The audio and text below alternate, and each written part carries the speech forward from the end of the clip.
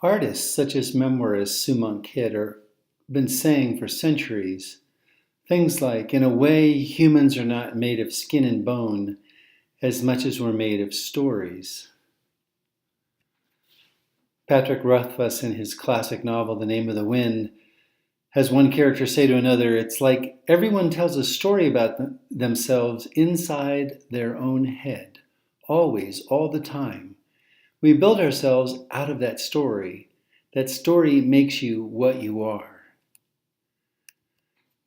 But neuroscientist Gregory Burns wanted to try to find those stories that shape our lives and in some cases help define a person. How do they get in the brain? How do they function? And he designed a study to try to figure it out. Over 19 days, 21 undergrads read through Robert Harris's 2003 novel Pompeii. Researchers administered functional magnetic resonant images, brain scans, each morning, and again 5 days after they were finished. Not surprisingly, their brains lit up, especially in the regions of the brain known for grounded cognition, a phenomena where you feel you're doing something when you're really only thinking about it. He said neural changes that we found associated with physical sensation and movement systems suggest that reading a novel can transport you into the body of the protagonist. We already knew that good stories can put you in someone else's shoes in a figurative sense. Now we're seeing that something may actually be happening biologically.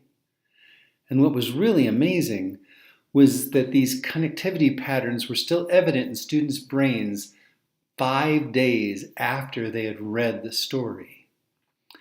But what's really interesting for our purposes is it only worked if they used a story that was compelling, a story that had a certain narrative shape.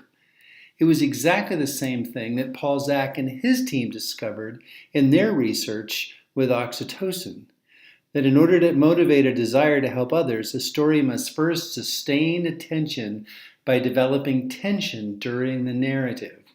If the story is able to create that tension, then it's likely that attentive viewers, listeners will come to share the emotions of the characters in it, and after it ends, likely to continue mimicking the feelings and behaviors of those characters.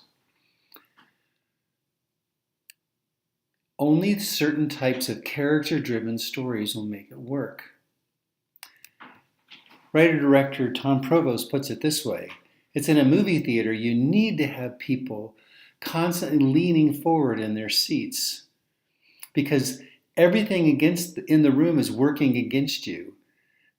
They're having to suspend their belief and forget that they're sitting in a movie theater watching pictures on a screen and actually experience it as real. If they're leaning forward, they're connecting.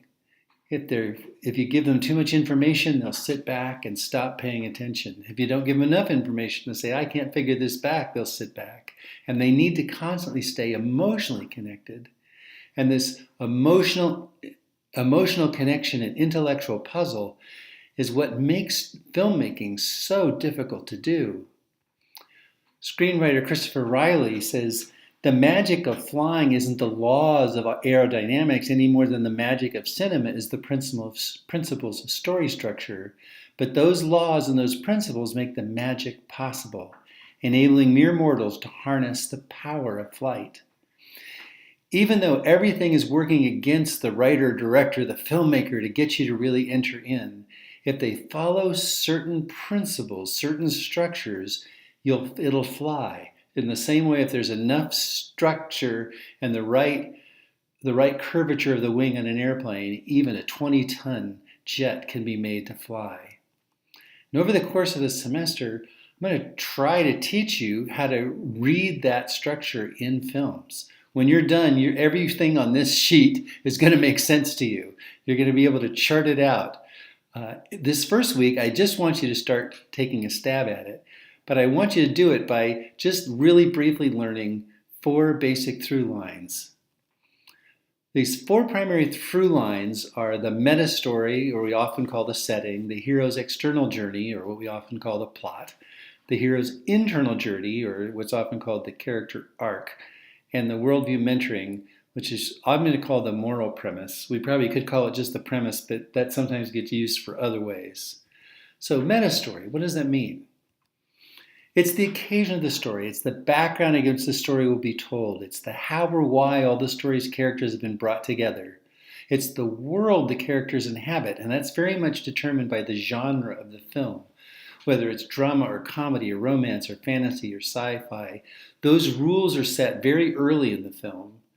And that meta story is normally that sort of something that's life or death or on the cusp. It could be about a war, or it could be about a wedding. It could be about a crime. It could be about some sort of crisis. It could be about an evil empire. It could be about cultural change. It could be about the end of the world. All those things make for great movies because there's a sense of urgency to them, a sense of something about to happen, a sense of time lock or option lock. And once you have that meta story, and that's something that is normally set in the first minute or two of the film,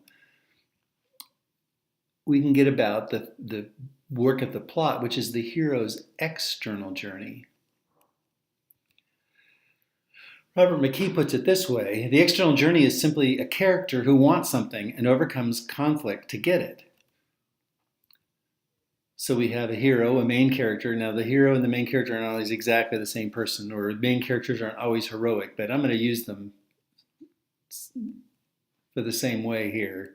They have a desire, the goal, something they want, and they get it. Well, that's a story, that's a commercial, but that's not a great story. To get a great story, you need obstacles, conflict, complications standing between the hero and their goal.